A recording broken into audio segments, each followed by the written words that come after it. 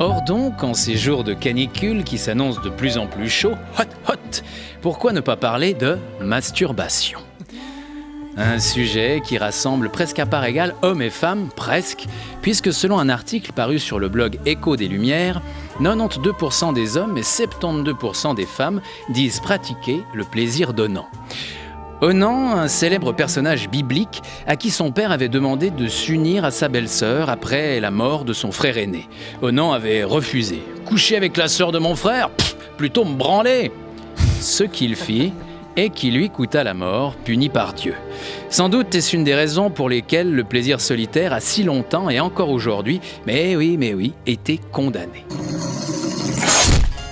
Cela dit, ce n'est qu'à partir du XVIIIe siècle que le terme d'onanisme apparaît.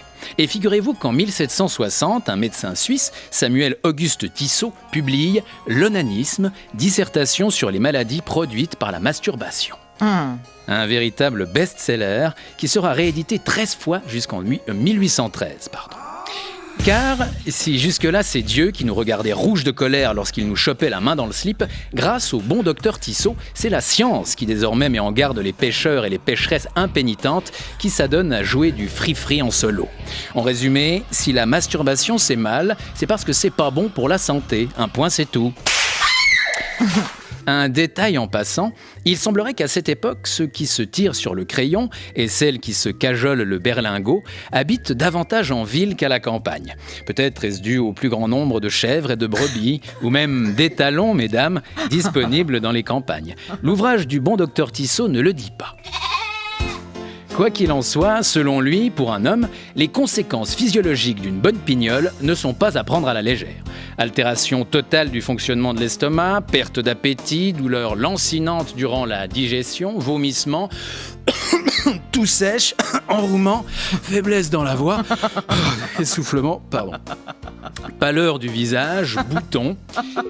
Et pour les femmes qui ne lisent que d'une main, le soir à la lumière d'une bougie, ce n'est pas vraiment mieux. Je cite, « La masturbation produit chez les femmes les mêmes désordres que chez les hommes. Elles deviennent hystériques, elles sont sujettes à des jaunisses incurables, la maigreur du visage, le teint plombé, la rudesse de la peau sont les signes visibles de cette habitude chez elles. » Tu parles que ça donne envie de se tirer sur le lacet ou de se chatouiller le pipi. Mais c'était scientifique. Pour preuve, le cas de cette jeune femme de 17 ans, alitée depuis des mois, avec des douleurs à la vessie et une impossibilité d'uriner qui l'avait obligée à se faire opérer. Mais oui, l'honnêteté m'oblige à reconnaître que, en effet, si elle n'avait pas eu un fort penchant pour l'asticotage, jamais elle ne serait tombée malade et jamais un chirurgien n'aurait trouvé dans son schnariflet, oh surprise, ces petits morceaux de tuyaux à pipe, ni ce manche de cafetière de 7,5 cm qui était la cause de sa souffrance.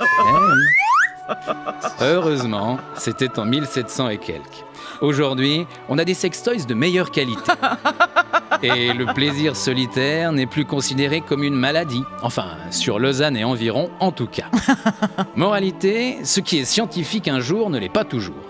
C'est ça qui est bien avec la science, ça évolue, contrairement à la religion.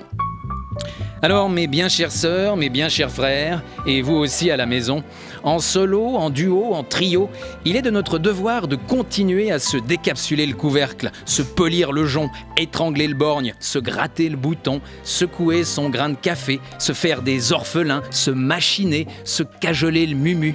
Bref, de continuer à nous faire du bien, tous ensemble, main dans la main. Enfin, presque main dans la main.